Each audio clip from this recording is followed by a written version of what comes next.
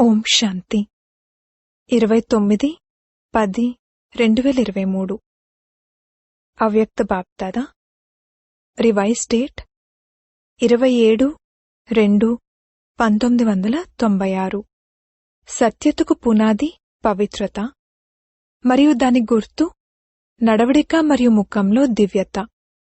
ఈరోజు సత్యమైన తండ్రి, సత్యమైన శిక్షకుడు, సత్యమైన గురు తమ నలువైపులా ఉన్న సత్యత యొక్క శక్తి స్వరూపులైన పిల్లలను చూస్తున్నారు. సత్యతకు పునాది పవిత్రత, సత్యతకు ప్రాక్టికల్ రుజువు ముఖం మరియు నడవడికలో దివ్యత ఉంటుంది. ప్రపంచంలో కూడా అనేక మంది ఆత్మలు తమను తాము సత్యవాదులమని చెప్పుకుంటారు లేక భావిస్తారు. కాని సంపూర్ణ సత్యత అనేది పవిత్రత ఆధారంగానే ఉంటుంది. పవిత్రత లేకపోతే సదా సత్యత ఉండదు. మరి మీ అందరి పునాది ఏమిటి? పవిత్రత. కనుక పవిత్రత ఆధారంగా సత్యత యొక్క స్వరూపం స్వతహాగా మరియు సహజంగా సదా ఉంటుంది. సత్యం మాట్లాడటం, సత్యం చేయటం కేవలం దీనిని మాత్రమే సత్యత అని అనరు. కాని అన్నింటికన్నా మొదటి సత్యం దేని ఆధారంగానైతే మీకు పవిత్రతా శక్తి మరియు సత్యతా శక్తి వచ్చిందో ఆ మొదటి విషయం మీ సత్య స్వరూపాన్ని తెలుసుకున్నారు. నేను ఆత్మను. ఈ సత్య స్వరూపం గురించి ఇంతకుముందు తెలీదు. మొదటి సత్యం మీ స్వరూపాన్ని తెలుసుకున్నారు.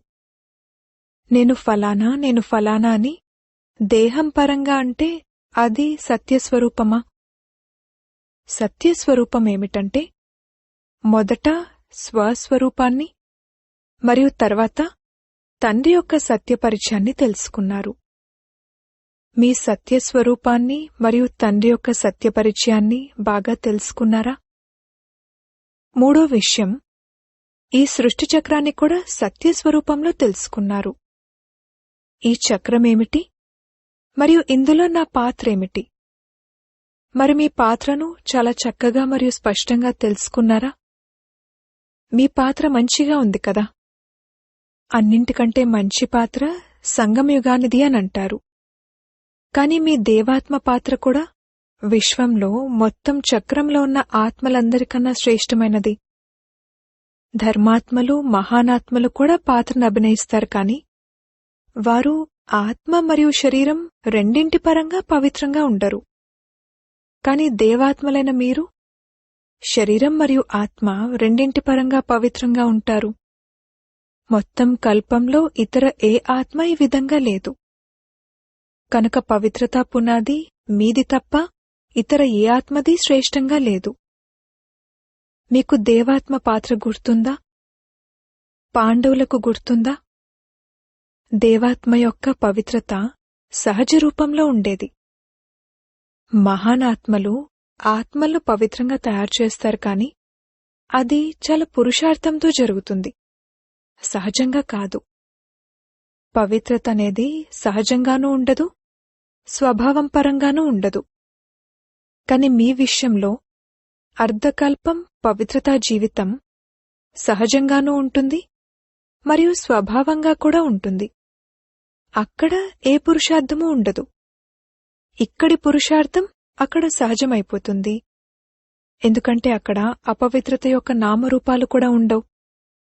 అసలు అపవిత్రత అనేది ఒకటి ఉంటుందని కూడా తెలియదు.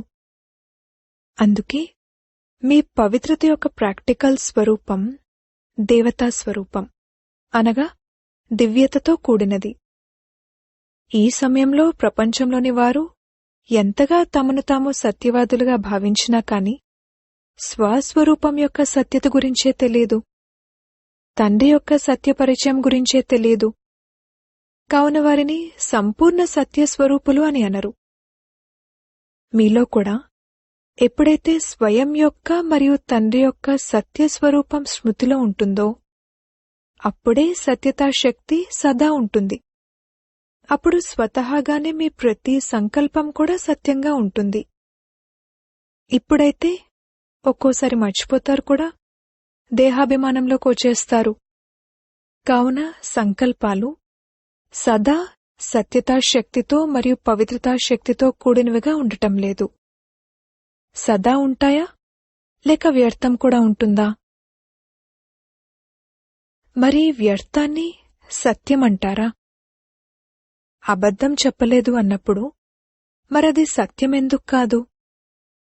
ఒకవేళ ఎవరైనా నేనెప్పుడూ అబద్ధం చెప్పను, సదా సత్యమే చెప్తాను అని అనుకున్నా, సత్యతకు గుర్తేమిటంటే సంకల్పాలు, మాటలు, కర్మలు, సంబంధ సంపర్కాలు అన్నింటిలోనూ దివ్యత అనుభవం అవ్వాలి.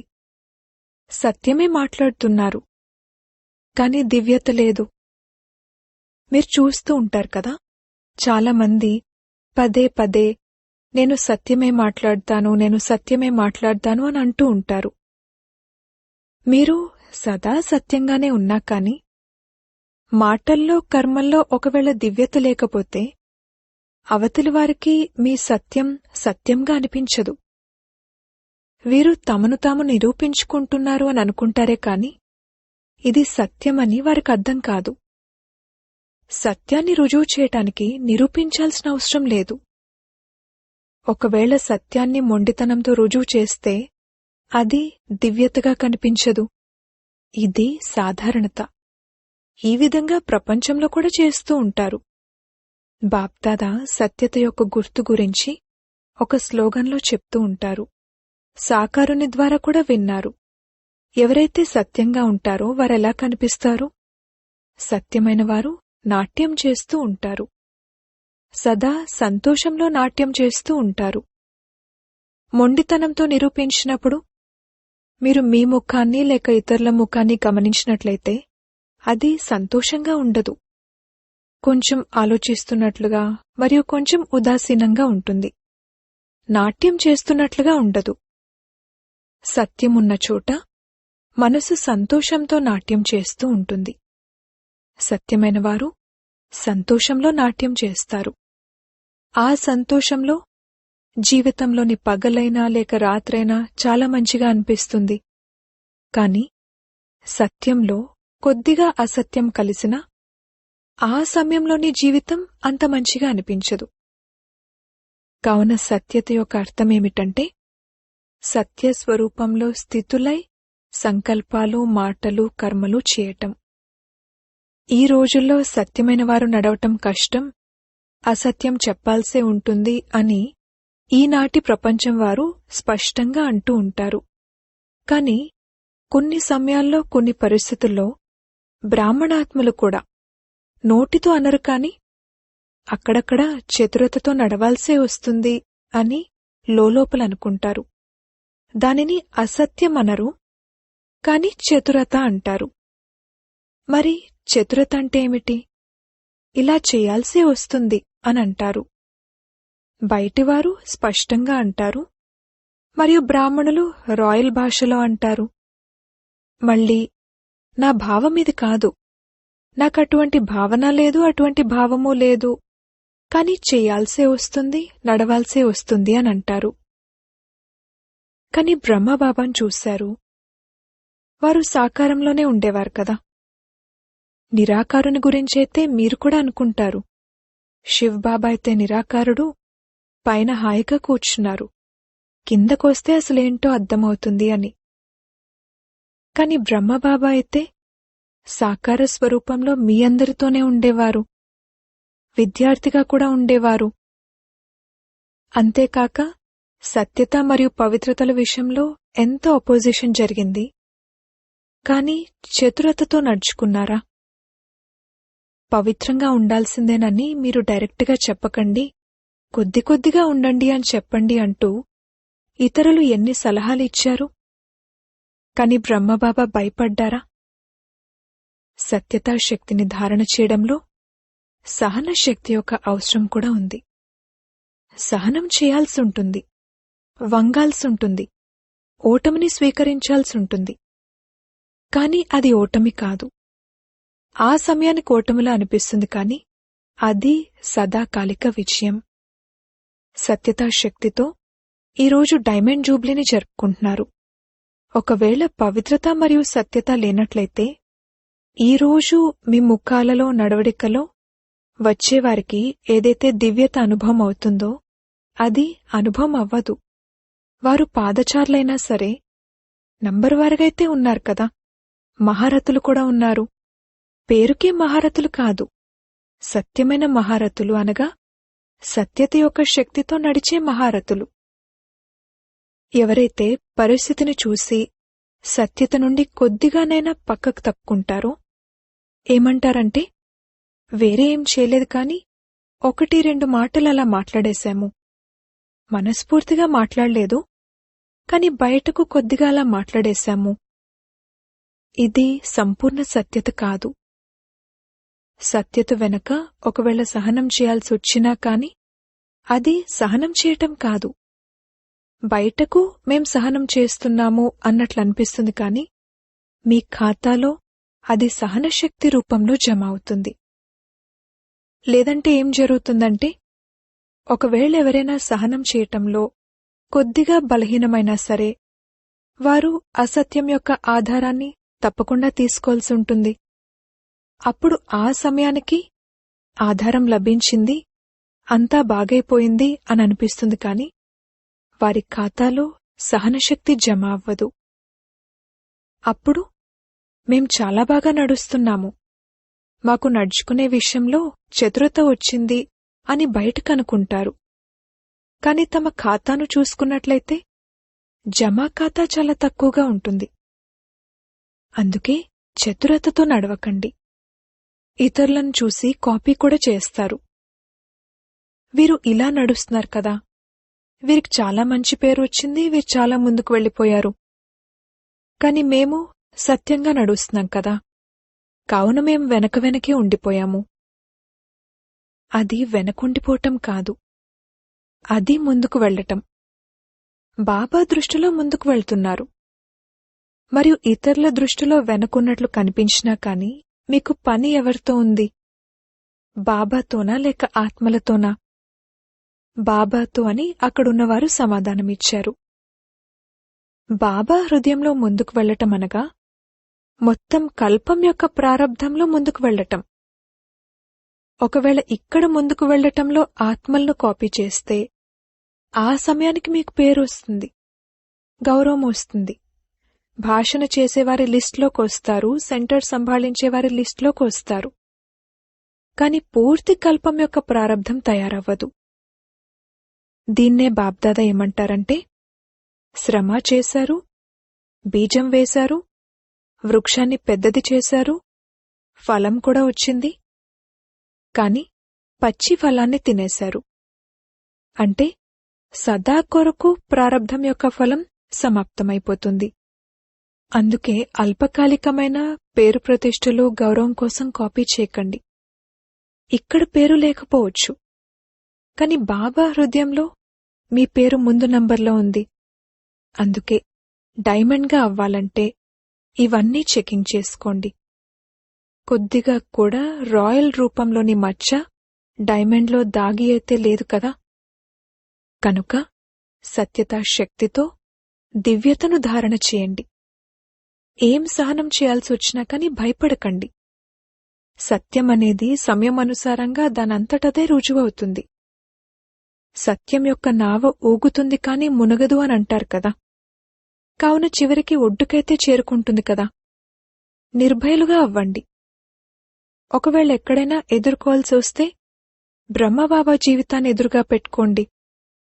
బ్రహ్మబాబా ఎదురుగా ప్రపంచంలోని పరిస్థితులైతే ఎలాగా ఉన్నాయి, కాని వాటితో పాటు రకరకాల పిల్లల యొక్క పరిస్థితులు కూడా ఉండేవి. కాని సంఘటనలో ఉంటూ కూడా, బాధ్యతలుంటూ కూడా సత్యతాశక్తితో విజయులుగా అయ్యారు. పిల్లల గొడవలు బ్రహ్మబాబా చూడలేదా?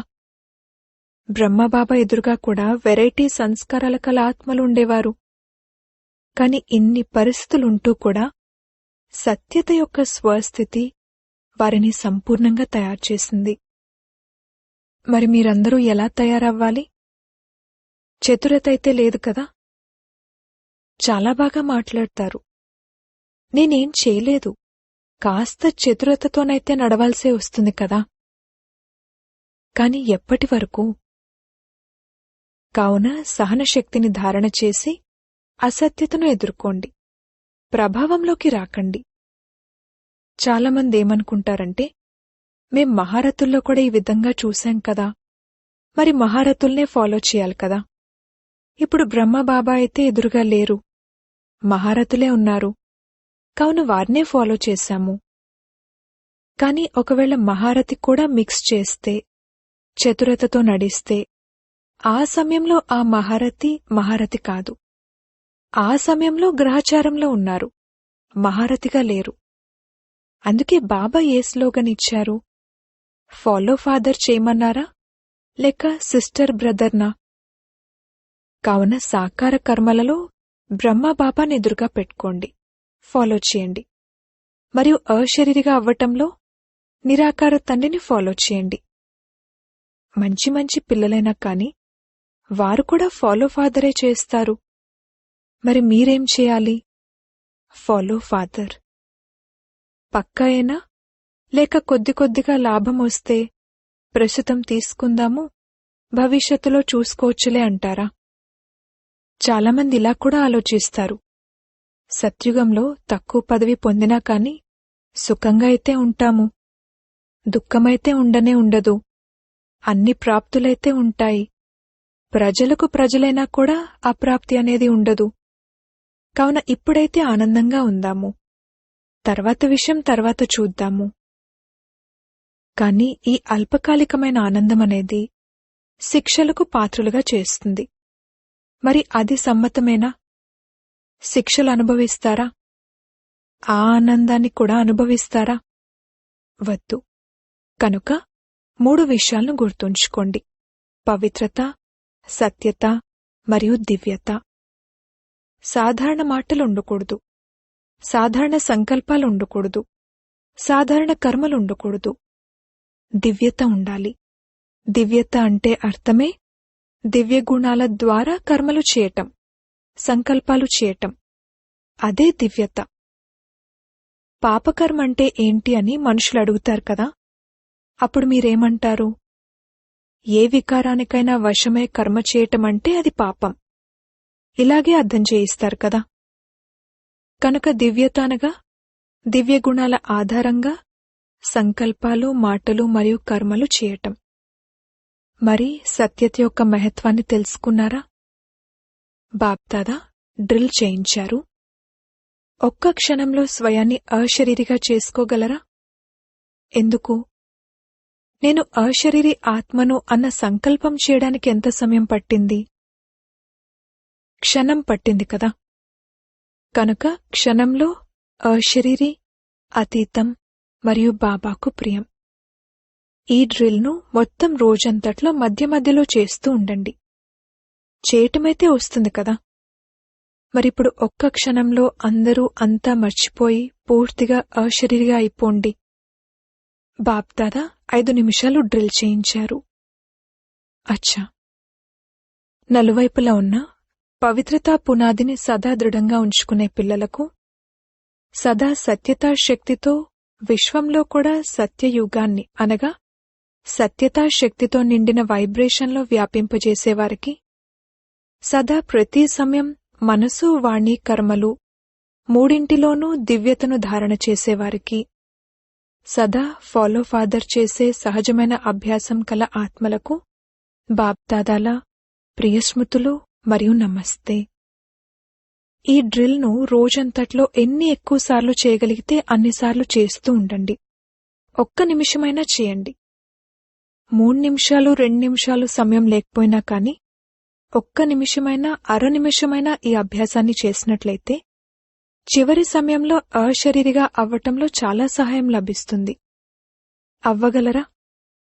ఇప్పుడందరూ అశరీరిగా అయ్యారా? లేక యుద్ధంలో శ్రమ చేస్తూ చేస్తూ సమయం పూర్తయిపోయిందా? క్షణంలో అలా అవ్వగలరా? చాలా పనున్నా సరే అవ్వగలరా? కష్టం కాదా? యుఎన్లో చాలా పరుగులు పెడుతూ ఉన్నప్పుడు అశరీరిగా అయ్యేందుకు ప్రయత్నం చేస్తే అవుతుందా? ఒకవేళ ఈ అభ్యాసాన్ని ఎప్పటికప్పుడు చేస్తూ ఉన్నట్లయితే శరీర బాణంలోకి రావటం ఎంత సహజమో ఇది కూడా అంత సహజమవుతుంది. శరీర బాణంలోకి రావటానికి కష్టపడతారా? నేను ఫలానాను అని అనుకోటానికి కష్టపడతారా? అది సహజం. కావున ఇది కూడా సహజమైపోతుంది. ఎప్పుడు కావాలంటే అప్పుడు అశరీరిగా అవ్వండి, ఎప్పుడు కావాలంటే అప్పుడు శరీరంలోకి రండి. మంచి పనైతే రండి, ఈ శరీరం యొక్క ఆధారం తీసుకోండి. కాని ఆధారాన్ని తీసుకునేది ఆత్మనైన నేను అన్నది మర్చిపోకండి. చేసేవాణ్ణి కాను, చేయించేవాణ్ణి. ఈ విధంగా ఇతరులతో పనిచేయిస్తారు కదా, ఆ సమయంలో స్వయాన్ని వేరుగా భావిస్తారు కదా. అదేవిధంగా శరీరంతో పనిచేయిస్తూ కూడా చేయించే నేను వేరు. ఈ అభ్యాసం చేసినట్లయితే ఎప్పుడూ దేహాభిమాన విషయాల్లో కిందా మీద అవ్వరు. అర్థమైందా? వరదానము: స్నేహసాగరునిలో ఇమిడిపోయి నేను అనే మురికిని సమాప్తం చేసే పవిత్ర ఆత్మాభవ. ఎవరైతే సదా స్నేహసాగరునిలో ఇమిడి ఉంటారో వారికి ప్రపంచంలోని ఏ విషయం యొక్క స్పృహ ఉండదు. స్నేహంలో ఇమిడి ఉన్న కారణంగా వారు అన్ని విషయాల నుండి సహజంగానే అతీతమైపోతారు. వీరు మైమరచి ఉంటారు అని భక్తుల గురించి అంటారు. కాని పిల్లలు సదా ప్రేమలో మునిగిపోయి ఉంటారు. వారికి ప్రపంచం యొక్క స్మృతి ఉండదు. నాది నాది అనేదంతా సమాప్తమైపోతుంది. నావి అనే అనేక విషయాలు మురికిగా చేస్తాయి. ఒక్క బాబాయే నావారు అని అనుకున్నట్లయితే మురికి సమాప్తమైపోతుంది మరియు ఆత్మ పవిత్రంగా అవుతుంది. స్లోగన్: బుద్ధిలో జ్ఞానరత్నాలను గ్రహించడం మరియు గ్రహింపజేయడమే హోలీ హంసలుగా అవ్వడం. ఓం శాంతి.